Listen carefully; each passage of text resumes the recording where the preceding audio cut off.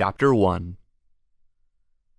Once, in a land far away, but not really that far from here, there was a princess and a prince.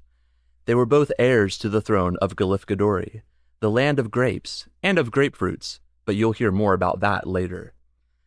Princess Alevi and Prince Bo, or Bo for short, lived in a castle designed by their great-great-grandpappy, Sir Samuel the Scholar.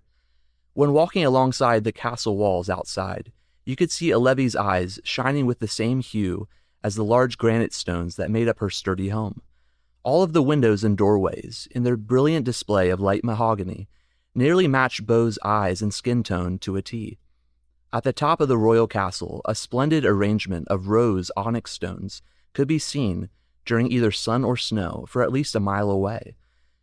Now in her 14th year of life as a princess, Alevi could normally be spotted with a novel in hand, her dark hair often falling onto the pages, or perhaps helping her papa, the king of Galifkadori, prepare some boysenberry scones in the evening.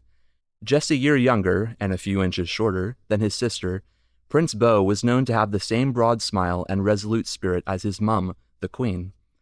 Although they had visited a few neighboring regions in their younger years, the royal siblings enjoyed their homeland and had only read about much of the outside world. It was almost as if their comfortable and royal lives were simply asking for a little interruption. The sun came rising over the hillside with a shimmering red glow, signaling that the day had come for the king to make a journey. The political advisors to the monarch had planned a 2-week trip for him to visit his amiable allies in Scandinavia, and the king was in good spirits. As he was about to enter the royal carriage, Alevi and Bo kissed their papa goodbye and said in unison, "We hope you come back soon." "Don't fret, my little tots," said the king. "I'll be back before you know it." So, with their papa away and their mum out in the gardens, the royal siblings were free to do as they pleased on this wondrously sunny Tuesday morning. First, they headed out into the field on the eastern end of the castle, with the goal of capturing a pet, which seemed to be Beau's latest mission in life. A bit on the stockier side, Bo had quick, strong legs, and was often the one who got closest to catching the tail of one of the wild grouse roaming their expansive property. The more slender yet nimble Alevi tried her luck in the hunt as well, but ended up settling for a small frog that she found sitting by the pond, located in the back acres of their estate. "Come on, Alevi, I thought we said toads don't count," said her brother as he wiped some sweat from his brow. "You might have said that, but I never agreed to it." She scooped the creature up and gave it a light pat on the head. "And besides, he's a frog, and he'll have plenty of friends to play with back in my room." "Those are just stuffed animals, sis, and frogs are boring. I want to lay my hands on a live bird or a mongoose." The princess shrugged her shoulders. "Okay, Mr. Dramatic, you keep running after those wild beasts, and I'll enjoy a nice spot of tea with my favorite little froggy.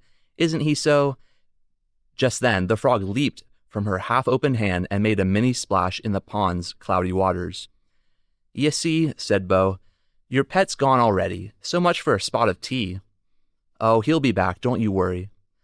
"Well, the only thing I'm worried about now is when I can get some food, because I'm starving after all this hunting." "Oh, please," said Alevi. "It's barely 11 o'clock, and you say you're starving?"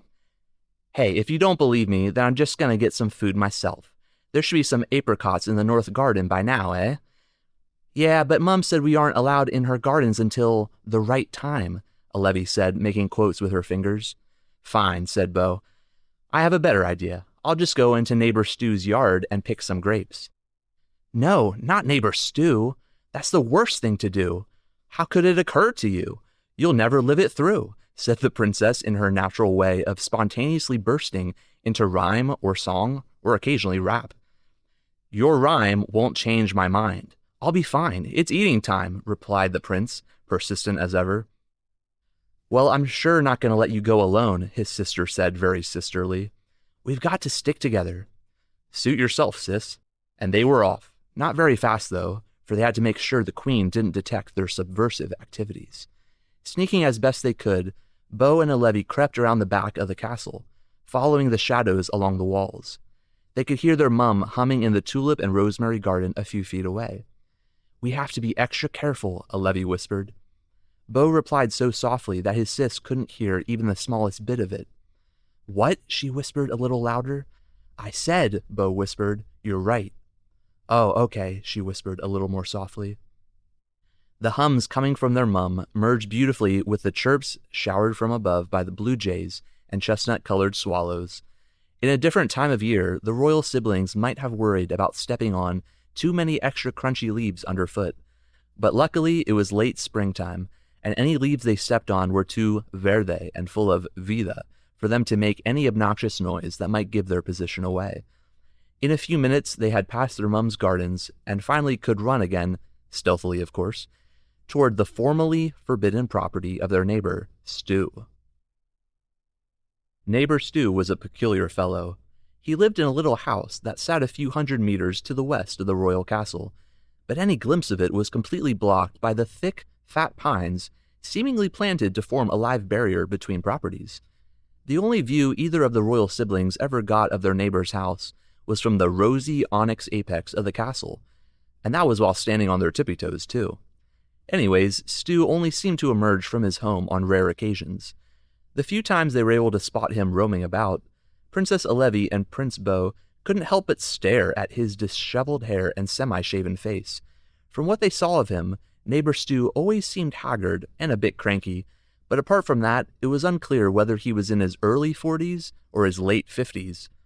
An unfortunate incident a few years prior had made his property officially off-limits, as far as Alevi and Bo were concerned.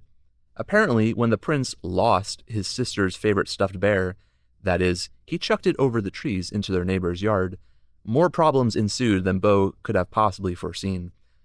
Following its flight over to neighbor Stu's property, the bear somehow got embedded deep into his garden's labyrinth of vines and weeds, which had to undergo a fierce inspection by the royal gardeners.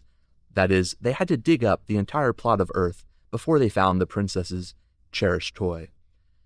Thus, the king and queen agreed to a friendly arrangement with their infuriated neighbor, who was generously compensated for his loss, and promised that the royal siblings would not infringe on his privacy ever again. So, when the daring Bo and the reluctantly daring Alevi neared their neighbor's living pine fence, they were filled with both awe and curiosity.